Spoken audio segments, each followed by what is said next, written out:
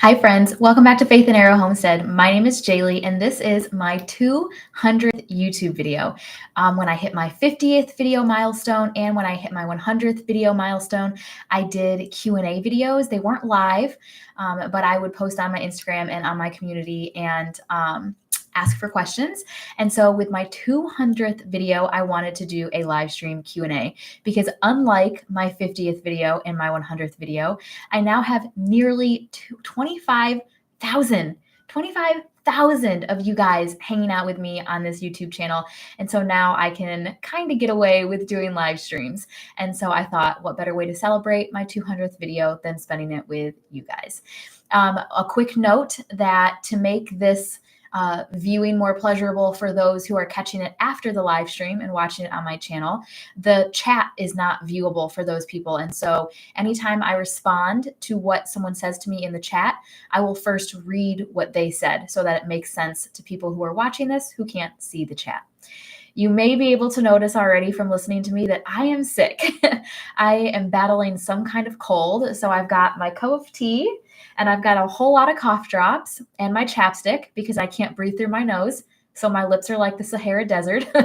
And I'm just going to do the best I can. I might have to get up a couple of times to blow my nose because what I absolutely do not want to do is just sniffle my face off in this video with the microphone being right in front of me. I feel like that probably won't be very fun for you guys. So if I start to get very sniffly, I may need to excuse myself for a second so I can blow my nose and come back. Sorry. Just a cold, I think, and I've had it for a few days now, so I'm hoping that we're on the other side of this. But I'm really excited to be doing this with you guys. I have a couple of topics that I'm hoping to discuss, but I'm also really hoping I get some great questions from you guys as well. So let's come over to the chat. I'm already seeing some of my favorites. Angela, hey girl. Morgan, oh my gosh. Thank you, Morgan, for stopping in. That was actually really nice of you. Hello from Indiana. Is MN, is that Minnesota or is that Michigan? Thank you, Lainey. I will feel better soon. I've got my tea. Nikki, you're in Syracuse. I am also, well, so I think Syracuse is considered upstate New York, and I'm Western New York, Minnesota. I was right the first time. Awesome.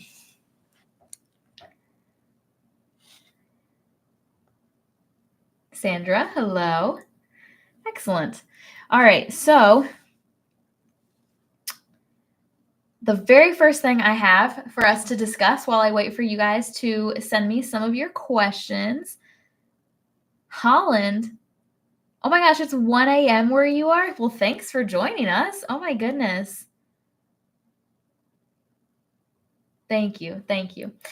So yeah, the very first thing that I want to discuss is the fact that I am so close to hitting 25,000 subscribers. That is crazy. I feel like 25,000 is a pretty major milestone. And actually my goal for the year for 2024, which I'm very careful with goal setting because I very much trust in the Lord's timing. And so I don't try to like rush things or push anything or force anything if the timing's not right. So when I say that kind of loosely, but I'm hoping to hit 50,000 by the end of 2024, and I'm very close to being halfway there. And I know the more subscribers I gain, the faster I gain them is typically the trend. So I am optimistic that we'll be able to hit 50 by the end of 2024. But if you have anybody in your life that you think might benefit from the kind of content that I share here on YouTube, please share my channel with them and help me to hit that 25,000 and ultimately the 50,000 that I want for 2024. Gail, hello from Vegas. Very fun. So glad that you guys are here. So one of the topics that I wanted to talk to you guys about while I wait for questions is short form content. So you guys know that the content that I publish on this channel is considered long form content. The videos are longer than 5 minutes? What even constitutes short form content? Is it 60 seconds? Is it 2 minutes? I'm not sure, but none of my videos fall under that. I have just a few Instagram reels that I've done. I've got a couple of shorts on YouTube, really nothing major. And I've had Morgan, actually, Morgan, you mentioned to me that you think I should do short form content. And then remember me telling you that I said I was going to pray about it. And then just a few days after you said that to me, another person that I was chatting with in person told me, oh, you should do short form content. And I thought, okay, I think this is a sign that I'm supposed to do short form content. So I continued to think about it. And man, I'm going to be honest with you. I really just don't want to. I keep trying to convince myself like this is the move. I think I would not mind doing shorts on YouTube.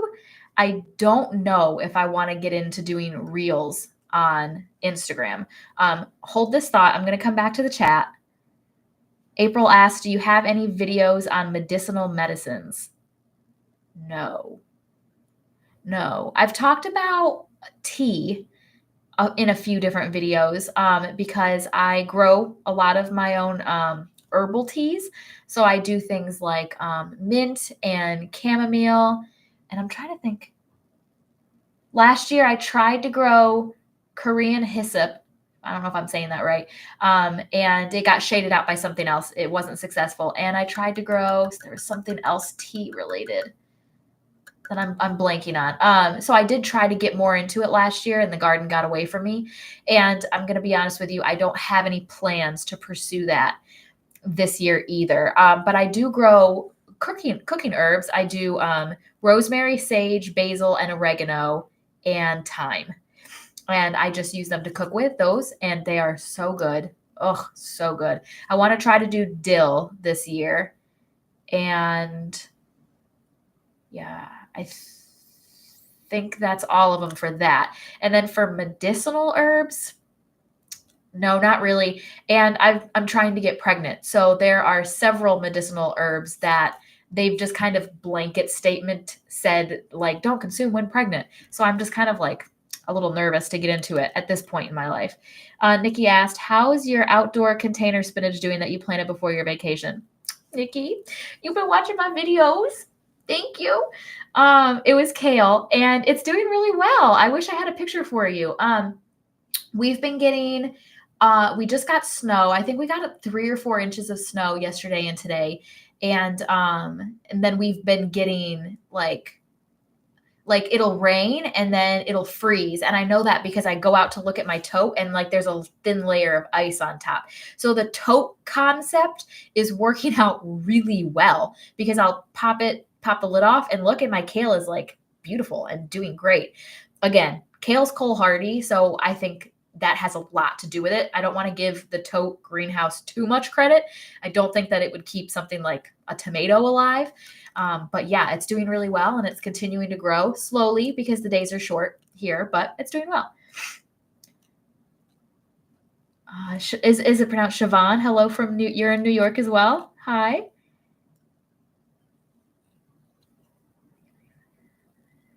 The struggling perfectionist who comments on a lot of my videos and is an excellent supporter, thank you so much, said, I think a mix of content is good. Under 9-minute videos are easy to watch while at work.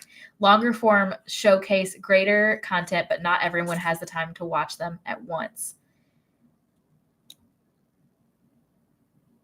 Nikki said that she got slammed with lake effect and she's in Syracuse, New York, which is above me. So you probably got more than we did because we only got 3 to 4 inches. Angela said, dill is easy to grow and it reseeds easily. We got 4 inches of snow today. Have you made any more plans at your parents' land? Okay, Angela, I'm going to come back to your question and I want to expand on the short form content. So in terms of short form content, here's why I have an issue with it. And I want to run this by you guys because you are my audience. And so I want to do, what's going to be helpful to you. And I know that short form content has a place, right? Like if I can take my recipe videos, for example, that tend to be 10 to 27 minutes, depending on what I'm doing.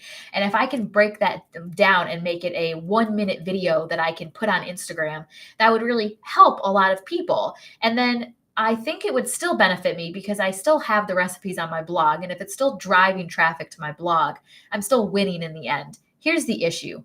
Instagram comment sections are savage, and I hate it. I think because YouTube is a bit more of a commitment, people don't invest themselves in somebody um, willy-nilly, I guess. If you're going to actually sit down and watch 17 minutes of me talking, you probably like me a little bit. And so I feel like the community that we're building here is so genuine, and I've really not gotten a lot of negative comments, and the feedback that I get constructively is delivered so well. Like if you're giving me some sort of feedback that really genuinely is to help me better my content, it's received well and is communicated well. Instagram is disgusting. I'm sourdough. Like I'm reading the comments on somebody's sourdough post, and it's just nastiness, like meanness. And I just don't want it. Why? I don't want to do it. And so that's my struggle. I'm really struggling with the idea of short form content. And I know I can just ignore it. But to me, it's kind of like, what's the point? Like if I'm going to have to force myself to do it, and if it doesn't bring me joy, and it's not going to bring me joy because people are going to be mean to me, then what's to gain? Because at least with YouTube, like YouTube pays me. I get paychecks from YouTube now, which is amazing. And so even if I do get like a negative comment, I'm like, thanks for helping the algorithm. Like it doesn't bother me. But on Instagram, it would take me such a long time to get any sort of following that's worth anything over there that it's kind of like, do I even want to, So with all that being said, what is your feedback on this?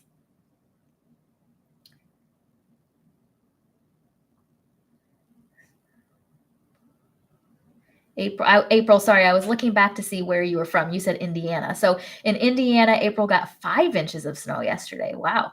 Does Indiana normally get snow? Morgan, yeah, that's what I would do. I really don't feel like fooling around with Instagram. I really don't.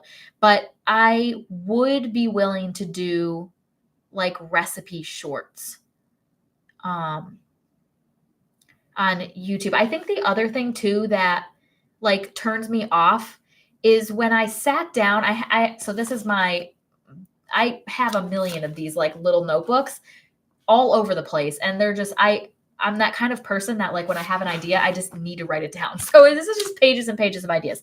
So I sat down to do okay, if I'm going to do reels, what are they going to be? And they just were so vanilla.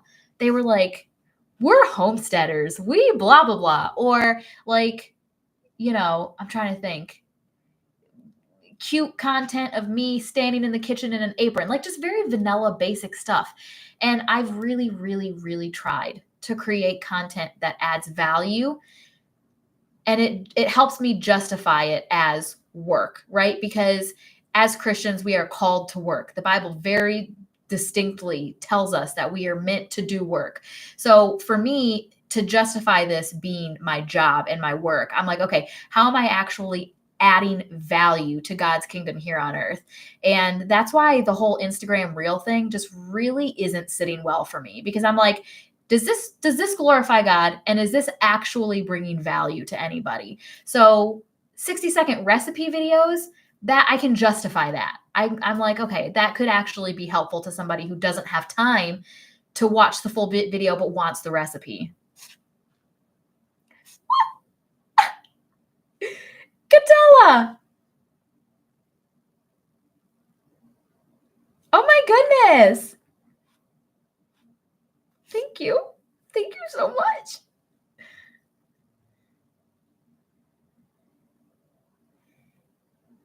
Oh, April, you're welcome.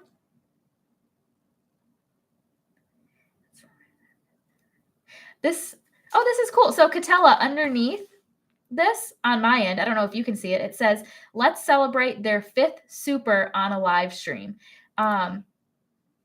So can I just like give you a little bit of credit for being a really generous human?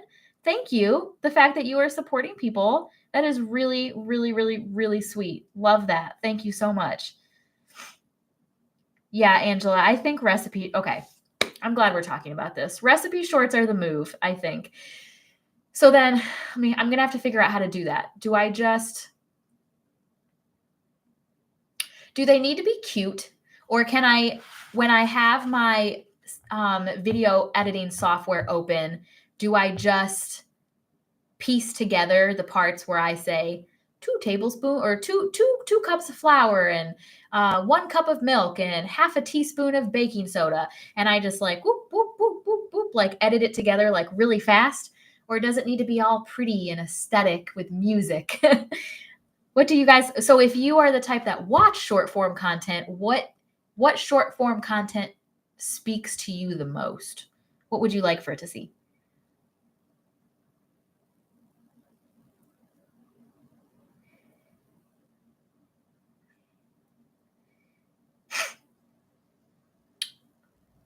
No music. No music. Got it.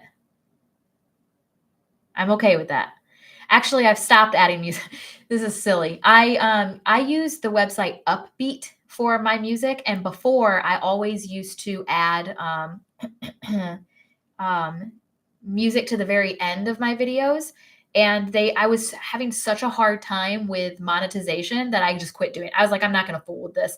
And I think I didn't pay for it. I used the free version, and it kept getting dinged. And I was like, nope, we're not doing this anymore. So I haven't been fooling with music.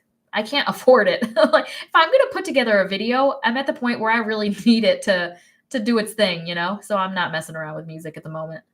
It's too, until I can pay for it and have like a real license, I'm not messing with it.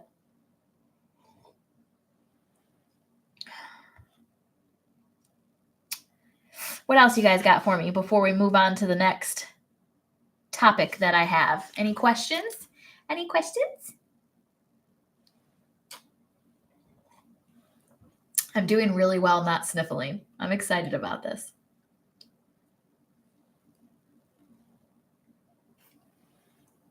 But my throat is feeling tickly.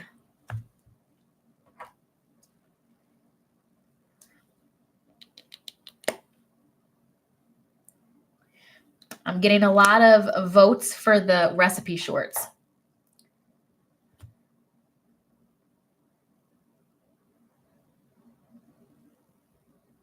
Thank you. The struggling perfectionist said that she binged my videos earlier and couldn't believe all that I've done. Girl, I said girl. I don't know that you're a girl. I'm so sorry. 200 videos. 200 videos. Oh my goodness. Isn't that crazy?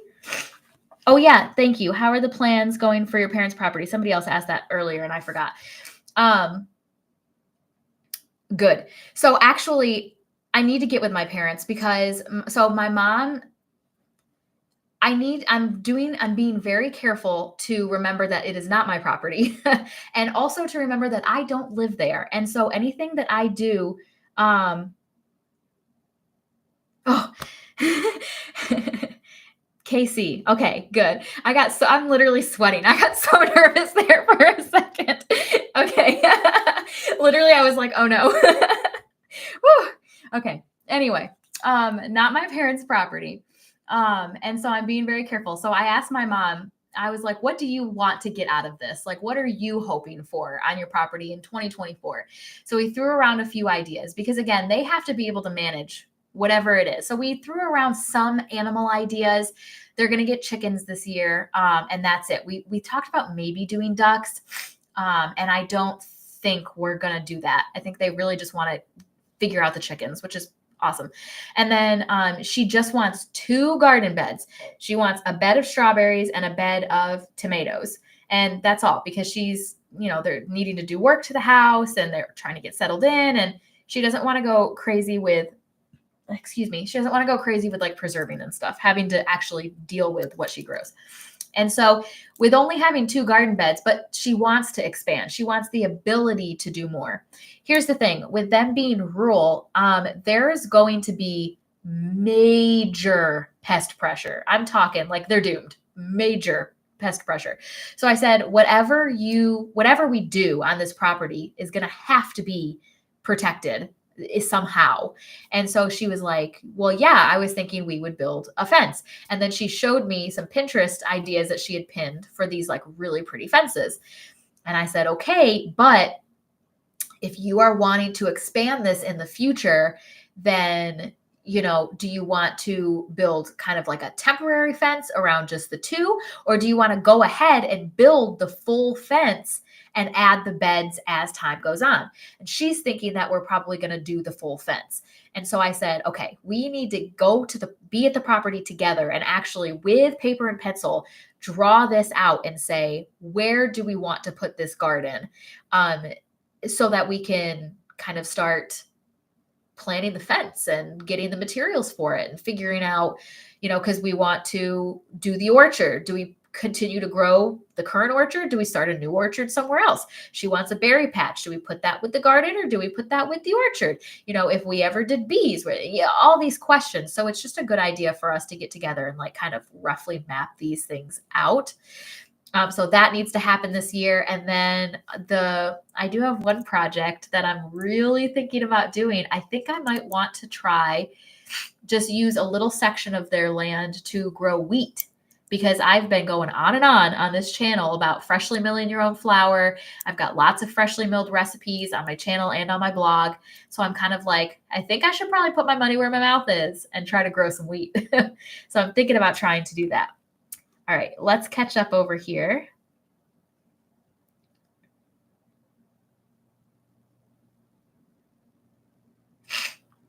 Diane said to try the recipe shorts, and if it works out, keep going. I think that's a good idea.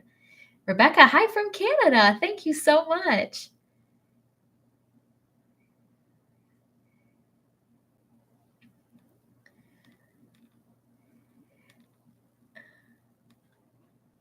I can't.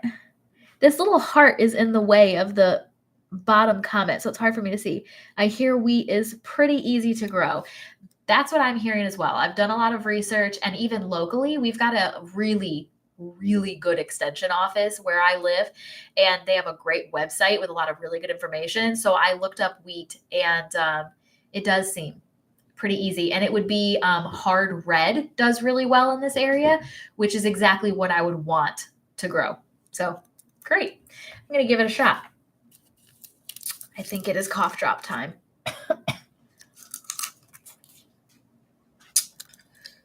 Okay. All right, guys. We're moving on from the short form content to talk about something else.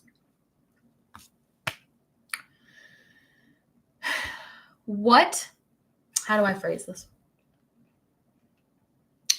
I guess first let me say this. So I've got my YouTube channel and it is monetized and I've been making money from it, which has been great and super helpful. The next thing, and then I also have my Amazon affiliate marketing, which has been doing okay.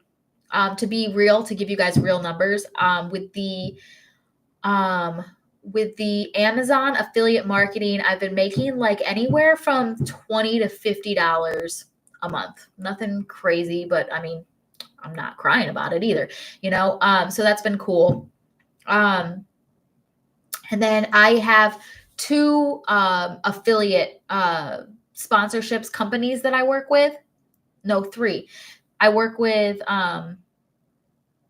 Hisea. Shoot, I forgot how to say it. Hisea, Hisea. I think it's Hisea. They are a shoe company, and I have a code with them. Joe, hi.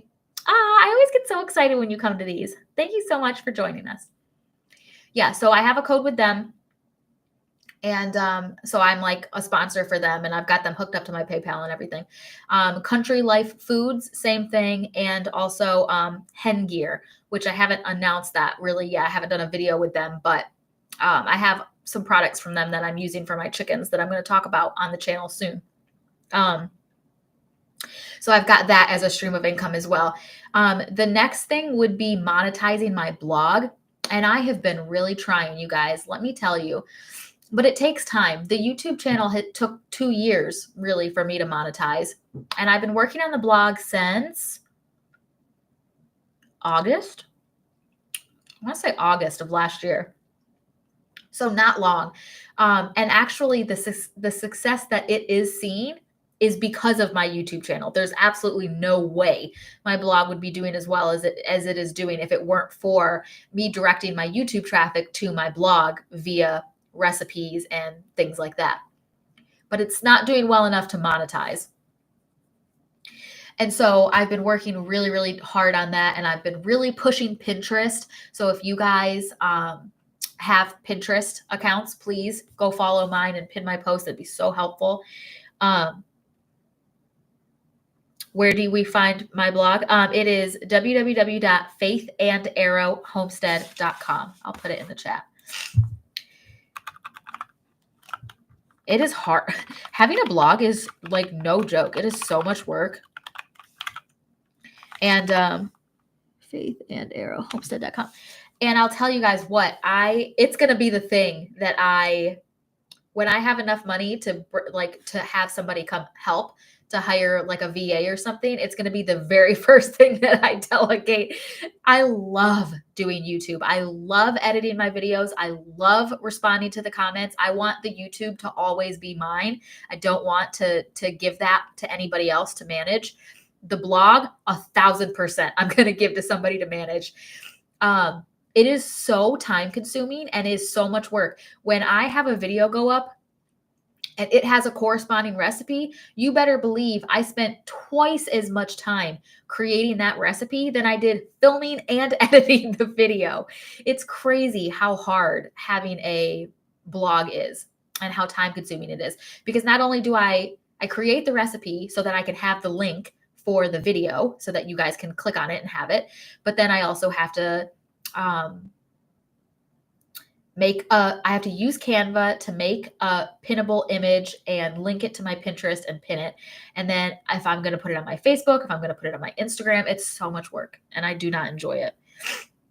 So as soon as I make enough money, I'm hiring somebody to do it for me, but not YouTube. YouTube is always going to be my baby. I got sidetracked. So the thing that I was going to ask you guys, so that's what I have going. And the blog, I've been working really hard on monetizing it. If I were to do something else to bring in an income, what should it be? What would you guys like to see? I have a digital ebook, a free one, a beginner's guide to homesteading. And it was so much fun to create that. And it actually did really well. I had a lot of people sign up for it. And in doing so, signed up for my email list. So I have an email list going now. So that's fun, getting all of this stuff figured out. I don't want to be that person that has everything behind a paywall. I really, really genuinely want to add value to people's lives. I mean that from the bottom of my heart.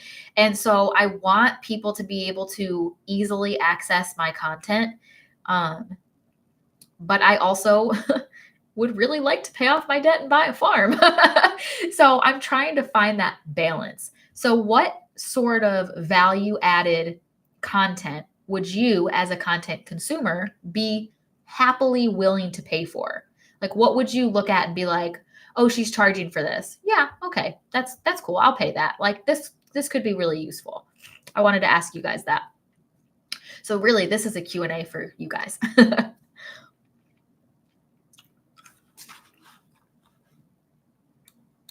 Was thinking about doing like a recipe ebook, but I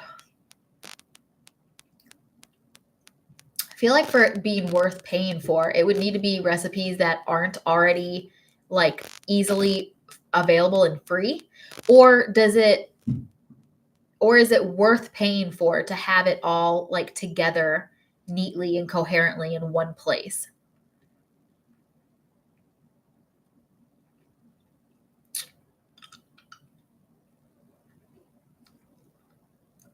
Bye, Gail. Thank you for joining us.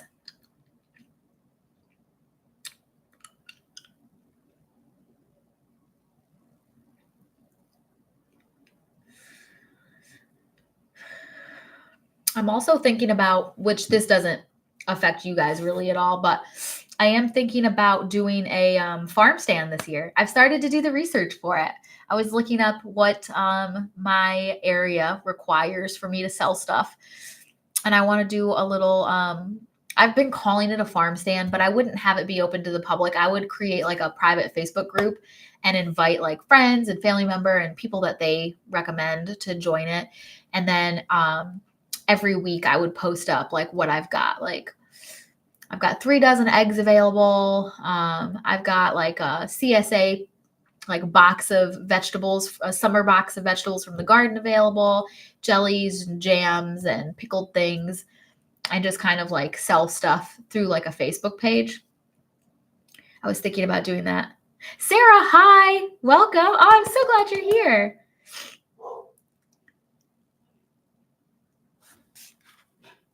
Oh, Laura said a farm stand would be awesome. I know, wouldn't it? Rebecca.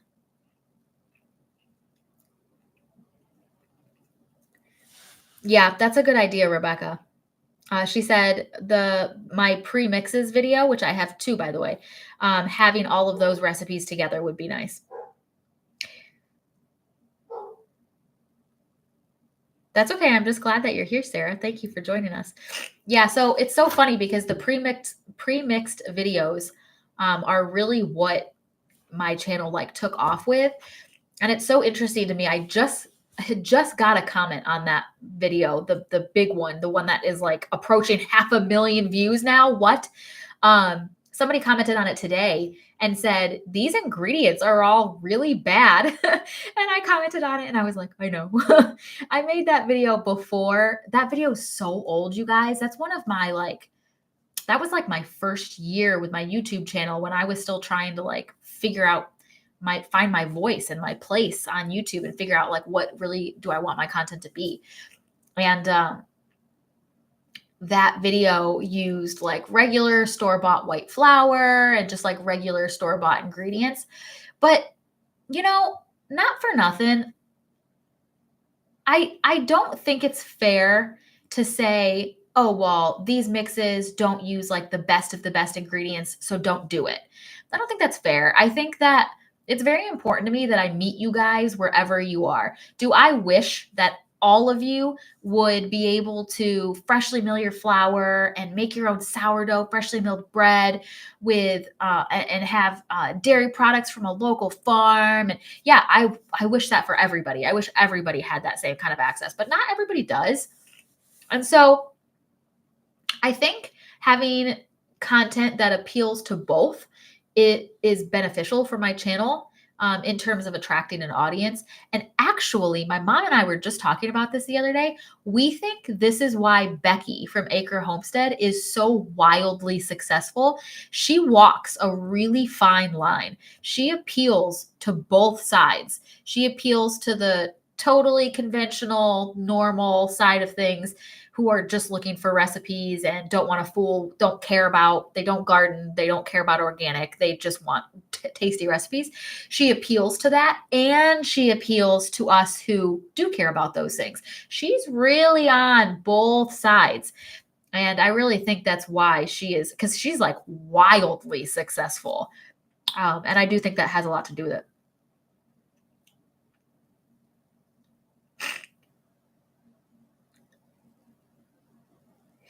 Angela, yes. Angela said, if we buy something from one of my links, but it's a different size or color, do I still get credit for it? Yes. And if you're doing it through Amazon, I get credit for everything else you have in your cart. So if you, for example, if you click on the link for the Nourishing Traditions cookbook, which I have linked in the video that's coming out on Monday, if you click on that link and it takes you to Amazon and you add it to your cart, and you have $200 worth of other stuff in your cart and you check out, I get a percentage of everything that you had in your cart. Isn't that so cool?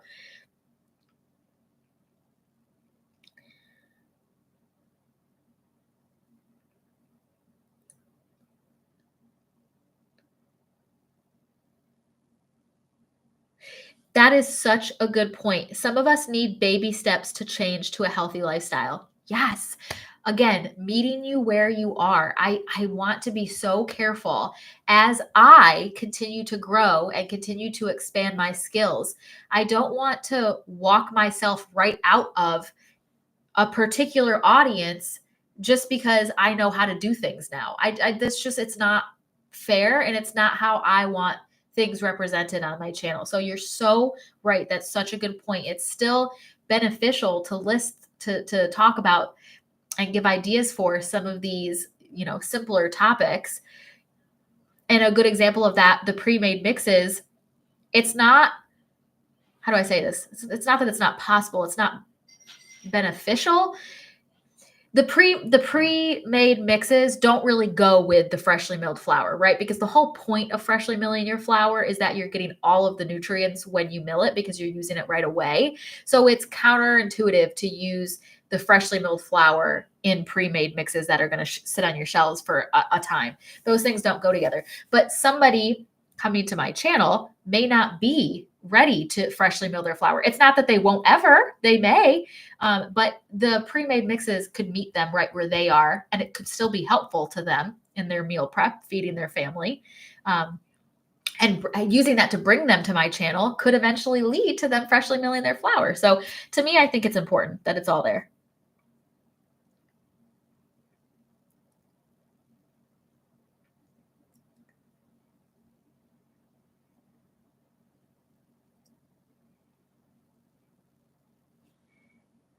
Casey, thank you. If you're leaving, so thank you so much for coming. I'm so glad you're here, and thank you for all your questions.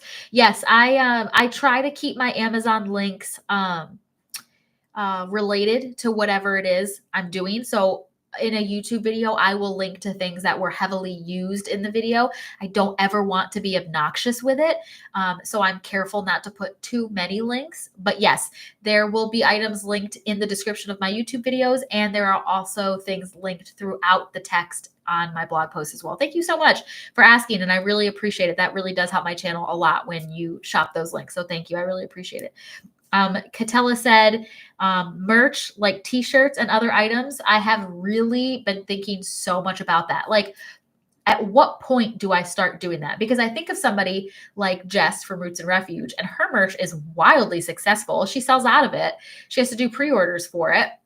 And I wonder when she started selling merch. I wonder at what point in how successful was her channel when she started doing that. And like, what do I look at? What do I measure that success by? Like, oh, when I have 50,000 subscribers, now's a good time to do merch. Like, well, how do I determine that for merch?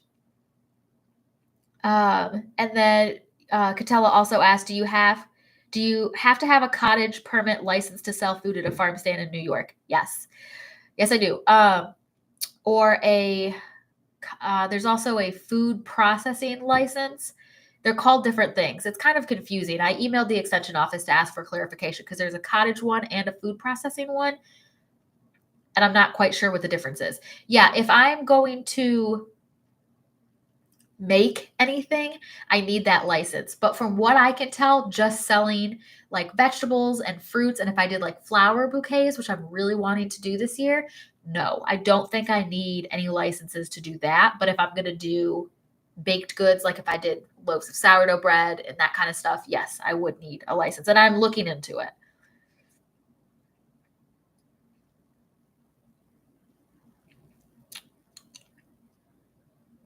Kathy, yes, I use Redmond salt, and no, I do not have an affiliate link. I'm in the process of reaching out because I do have a decent YouTube following now. But it's still not, it's hit or miss. I reached out to Greenstock and I got denied, which is totally fine. And they're very upfront with you when you try to sign up. They're like, listen, we get a lot of people applying and we can only take, a certain amount. So I understood. And so, some of these bigger ones, Azure, I want to become an Azure affiliate, and it is, they sent me the application and I literally just like wanted to crawl into a hole. I was like, I don't have the bandwidth for this. Their application is like pages long. But I've not thought about Redmond. I'll reach out to them and see.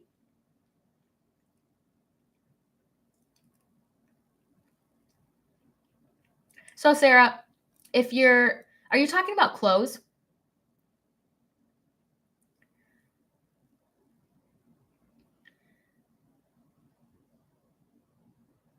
Merch. So, okay. How would it work if I did merch? And tell me, Sarah, what you're doing.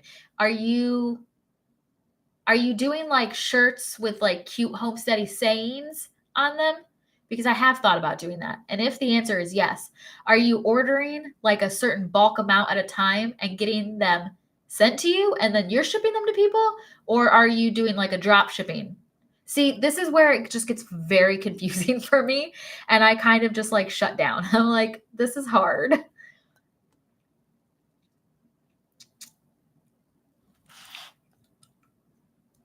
Oh, that's interesting.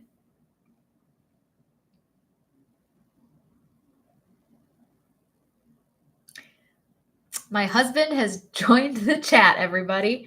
May I introduce you to Mr. Tom Levesque? This is Handsome Tom. Say hello.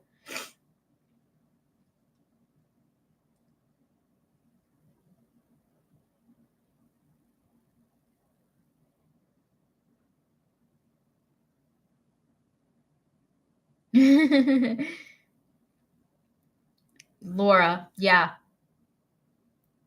Seriously, no, it seems so complicated. I don't know where to start with it. That's why I'm thinking digital products are going to be where I start. That's probably for sure going to be where I start. I think I'm going to start with digital products like ebooks.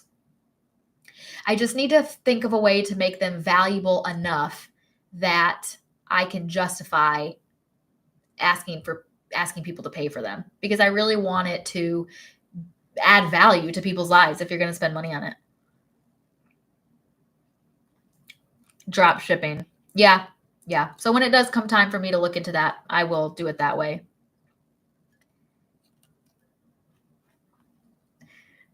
Let's see. Somebody else said something up here that I wanted to comment on.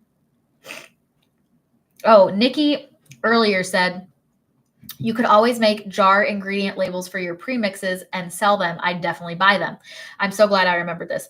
So something else, I took a course for this, and so something that gets talked about a lot in that course is creating a library of content on your website and put it behind a paywall. So you sign up for a membership to this person's website, and when you do that, you get access. It's like password, like behind a pass, like you get a password to it, and you go to their website and put it in, and it gives you access to everything they have. So all their labels corresponding with all of the recipes for them, all their printables, all their ebooks. It's like a library, and you're like a member of their website, so you get access to everything.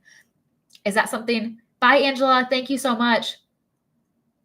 Is that something that you guys would do? And then also, do the YouTube memberships, are they just annoying to you guys, or do they hold any value? Like, would you pay, or do you guys pay for anybody's YouTube memberships? And then also Patreon. Like, if you had to choose Patreon, YouTube, or doing the website thing that I mentioned, or even the website thing plus Patreon. No, I know. That's what I'm saying. Sarah said, that's a good idea, but not everyone wants to pay for things. I know. That's why I'm trying to balance it and figure it out. And really, I want it to be fair. Like, really, truly, at the end of the day, when trying to decide how to monetize all of this, I want whatever it is to be worth monetizing. I don't want to just throw everything behind a paywall and be like, oh, well, this is my business. I really want to have a good balance of, the content that I have that's free is valuable and helpful and really, really like people learn from it, and it's useful to people. And the paid content is also that plus a little more, trying to find that balance. Bye. Thank you so much. Thank you for stopping by.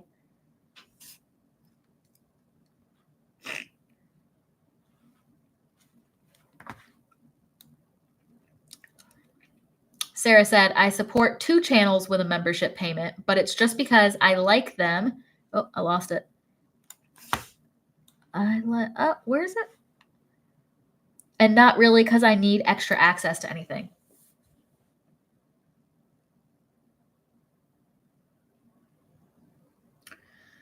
That's interesting. I think of Jess again from Roots and Refuge because I pay for her Patreon, and I don't really need to. I do it to support her because her podcasts go up on Spotify, and that's the only thing I use it for. I listen to her podcasts on Patreon, and then I do like her. What does she do? A monthly YouTube live, and it's just for her Patreon members. And those live videos are really fun. And she's very interactive and like really talks to everybody in the chat. But she's freaking Jess from Roots and Refuge. Like, it's like I'm talking to a celebrity. Like, I am not that status. So it's hard for me to be like, oh yeah, sign up for my Patreon and I'm going to have live streams, you guys. There's 14 people in my live stream right now. So it's like, at this point in the journey, how do I add value to people's lives and monetize, That's what's going on. That's where I'm at. I'm trying to figure out how to do that and do it well and do it right is really important to me.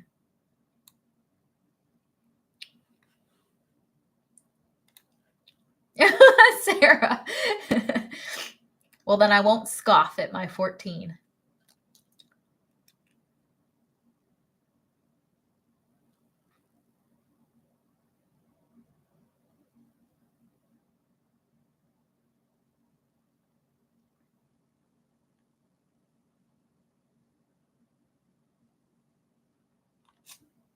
Oh, very cool. Nikki, what does Laura... Wait, I think I know who you're talking about. Garden Answer? Hang on a second. I'm going to YouTube this because I think I know who you're talking about. Does she have brown hair?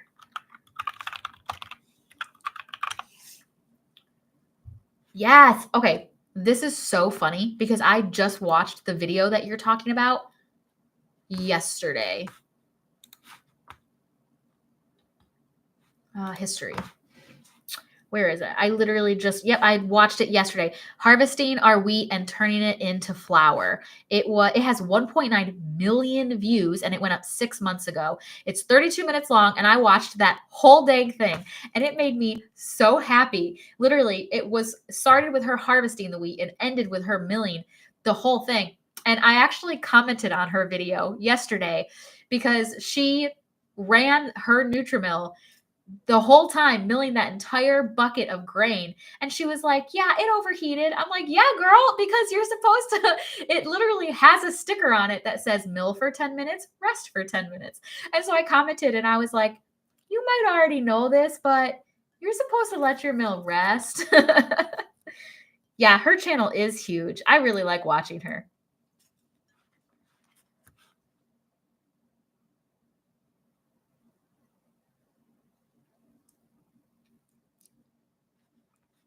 Catella, I'm not sure. I don't know. It's D. Hi. Oh, I'm so glad you're here. Catella said paywall on website could be complex. Yeah, honestly, it's all complex. But I will say that because it's so complex, it's very encouraging when you figure something out. So like I use ConvertKit for my email thing. So all of my email subscribers and my ability to create landing pages and my ability to send out email automations. I did my first one for Valentine's Day.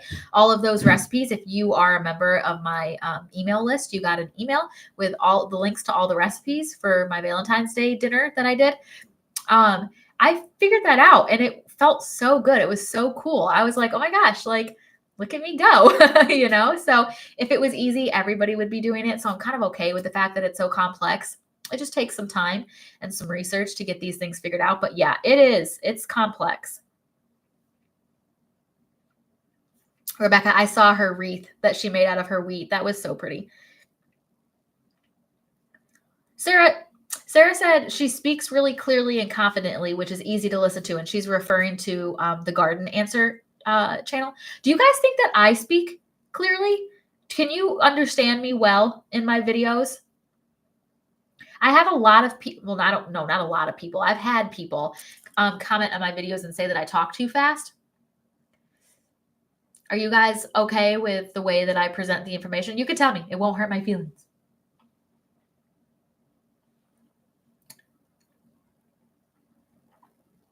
Oh, thanks. Okay. I'm getting yeses. Thank you. Okay. Good. Good. Thank you, guys. Oops. I can't help it.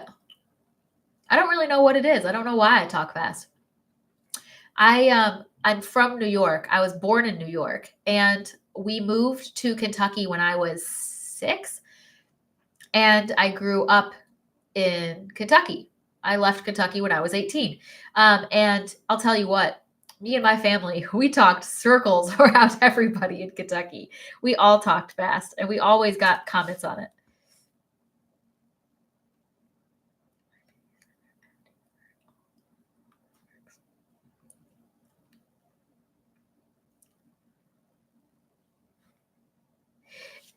D said that you can slow the speed down. And that's somebody, I love it when people talk to each other in my comments. It makes me so happy because I want to have a community. Somebody commented on one of my videos and said, "You talk too fast. I clicked off your video. I couldn't understand you." And somebody else replied to her comment. It was like, explain to her how you can choose different speeds. And I didn't even know you could do that. So if you're ever, me or anybody, if you're watching anyone on YouTube, YouTube has a setting where you can actually change the speed that the video is played. So if somebody is talking too fast for you, you actually can slow it down. I lived in a little town called London, Kentucky, southeastern Kentucky. I can say that now because I don't live there anymore. London, Kentucky. I graduated high school there. You know, I liked my childhood. Yes, right-hand top corner of the video. Yep. Yeah, I liked growing up in the South. I definitely think I developed a lot of my outdoor tendencies and passions because of it. We lived in a lot of different places. I think in our entire time there, we lived in 4 different houses. One of them was an 80-acre horse farm with a pond, like a huge 2-acre pond. And that was the one that that one and the house before it are the ones I remember the most because I was at that really impressionable age where you're building your imagination and your critical thinking skills and you're learning the voice inside your own head. And I was old enough to go out and explore. My brother and sister really weren't yet. And so I was outside by myself playing in the mud with the animals. And it really, really helped me develop the passion that I have.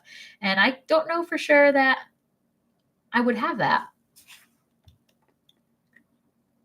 Oh my goodness. Hi, Derek. Thanks for joining us.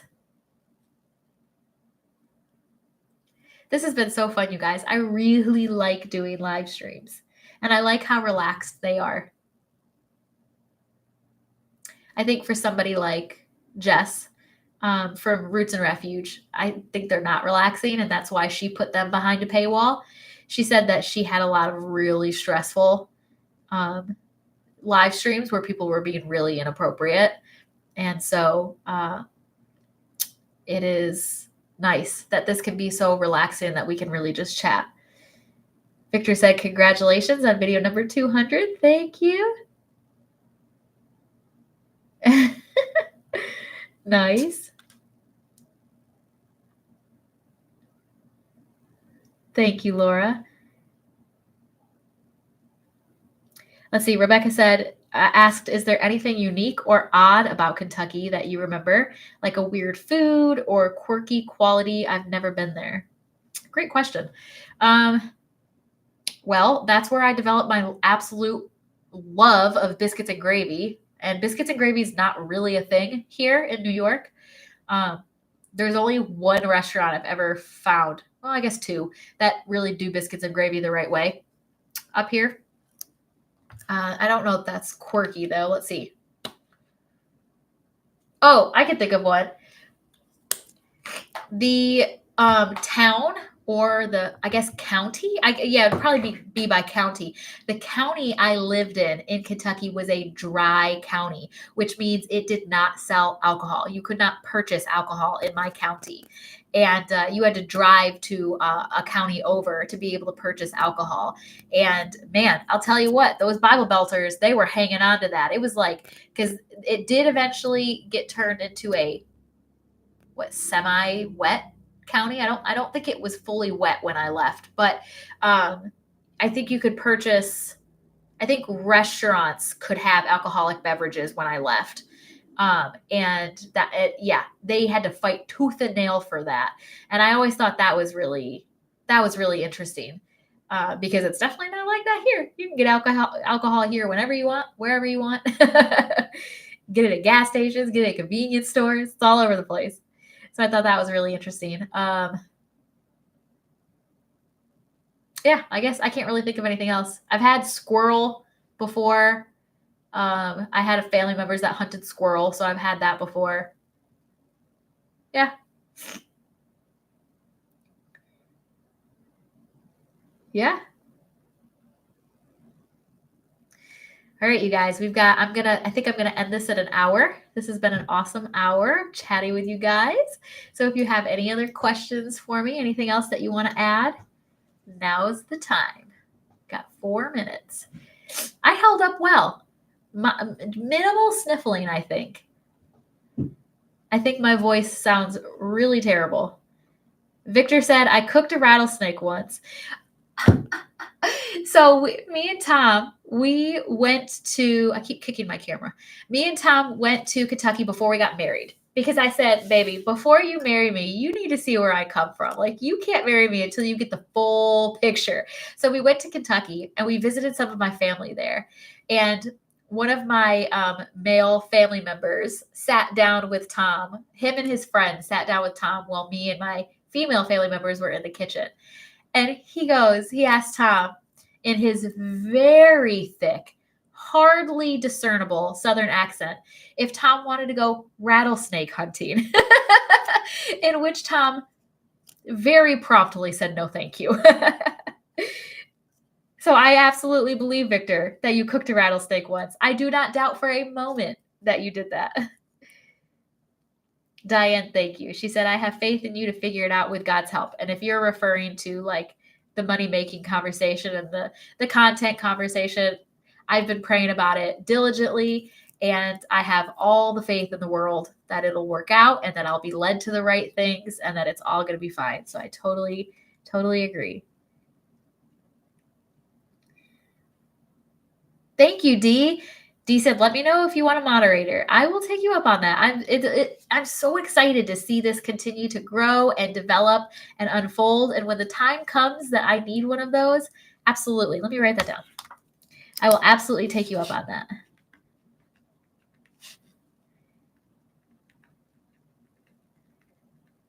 Very cool. Very, very cool.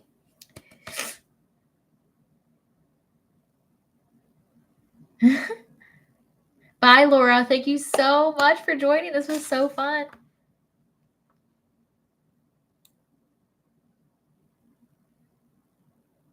That's awesome, Victor. Oh, you guys, this has been so fun. All right, we've got about 1 more minute. If there's anything else, this was so good. Thank you guys so much for joining. This is awesome. Let's see. Kathy said, I love when you do outdoor garden videos. Being from California, it's so expensive here to water your plants. Wow. I don't ever think about that. I don't ever think about the cost of water. Is it really? Does that reflect in your water bill? You have a really high water bill? See, here we have really expensive electric bills. I paid almost $300 for my gas and electric this month. That kills me. It's so expensive. But my water is like $50. I think in the summer, maybe it'll be $75. What? Kathy said, yes, our water bill to do our laundry is over $400. Why? Why is water so expensive in California? Aw, so do you not really get to garden then? That's sad. Sorry.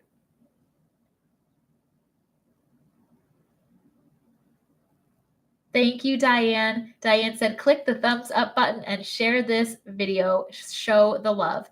Please, please do. If you click the thumbs up button and share this video, like I said at the beginning of this video, if you share this with anybody in your life who you think would benefit from the content that I share on this YouTube video, that would be so helpful. And guys, we are so close to 25,000 subscribers on this channel, and my goal is to have 50,000 by the end of 2024.